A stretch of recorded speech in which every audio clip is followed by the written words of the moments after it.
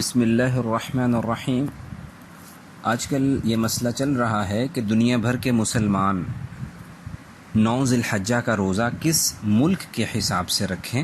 سعودیہ یا اپنے اپنے ممالک کے حساب سے۔ اب ایک چیز ذہن میں رکھیے گا کہ صحیح بخاری کی روایت آ رہی ہے کہ جب آپ لوگ چاند دیکھیں تو روزہ رکھیں اور جب چاند دیکھیں تو افطار کر لیجئے۔ اب اگر کسی ملک میں چاند نظر نہیں آیا،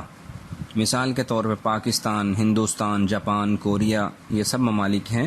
اگر سعودیہ میں چاند نظر آ جاتا ہے تو لوگ روزہ رکھتے ہیں، لیکن ان ممالک میں نظر نہیں آیا تو ساری دنیا کے مفتیین کو یہی کہیں گے کہ بھئی آپ لوگ روزہ نہ رکھیں، جب چاند نظر آئے گا تب سے سٹارٹ کیجئے گا۔ اسی لیے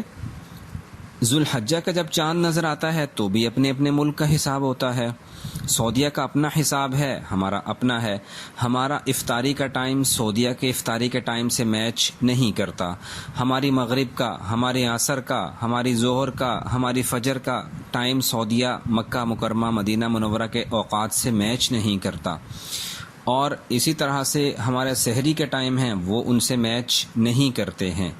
تو کیا ہم ان کے اوقات کے مطابق روزہ رکھیں گے یا عید پڑھ سکتے ہیں؟ ایسا بھی نہیں کر سکتے۔ اور صحیح مسلم کی ایک حدیث یہ بھی آ رہی ہے کہ ملک شام میں لوگوں نے روزہ رکھا اور مدینہ شریف کے لوگوں نے اس سے اگلے دن روزہ رکھا، کیونکہ اس وقت میں مدینہ کے لوگوں کو چاند نظر نہیں آیا تھا،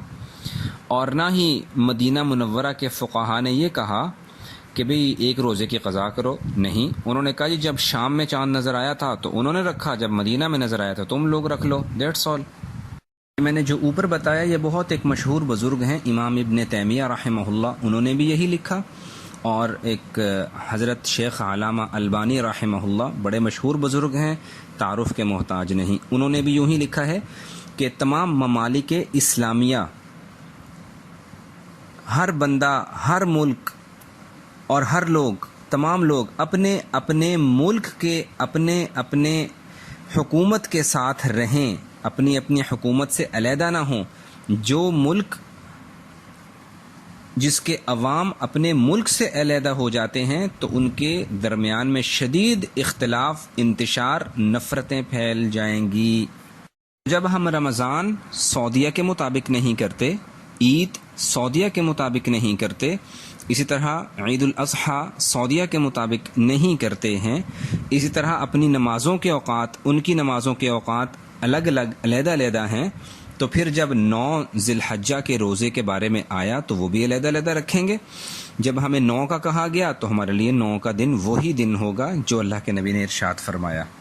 بعض لوگوں کے ذہن میں یہ آتا ہے کہ بھی آج کل میڈیا کا دور ہے، آج کل تو پل پل کی خبر پوری دنیا میں پہنچ رہی ہوتی ہے، لہٰذا جو سعودیہ کا دن ہوگا 9 ذی الحجہ کا، اسی دن روزہ رکھا جائے گا۔ تو بھائی اس پر ایک اور بات بھی سن لیجئے، اگر بعض ممالک ایسے ہیں جیسے لیبیا، تیونس، مراکش، اس قسم کے ممالک جہاں بعض اوقات چاند مکہ مکرمہ سے بھی پہلے نظر آتا ہے، تو کیا وہ عید والے دن روزہ رکھیں گے؟ پھر اس کے بارے میں کیا ارشاد ہے آپ کا؟ اس لیے بڑا سمپل سا، بڑا سادہ سا مسئلہ ہے کہ آپ لوگ پاکستان کے یا ہندوستان جہاں بھی رہتے ہیں وہاں اپنے اپنے وقت کے مطابق روزہ رکھیے، اور اگر آپ چاہتے ہیں کہ یہ اختلاف بالکل ہی ختم ہو جائے تو اس کا طریقہ یہ ہے کہ آپ 2 روزے رکھ لیں، کیونکہ یہ 10 کے 10 دن انتہائی مبارک ہیں، یکم ذی الحجہ سے 10 ذی الحجہ تک۔ اگر کوئی 2 روزے رکھ لیتا ہے تو اختلاف ہے ہی کوئی نہیں، پھر تو سارے ایشوز، سارے معاملات، ہر چیز کلیئر ہو جاتی ہے۔ اللہ تعالی ہمیں نیک اعمال کی توفیق عطا فرمائے۔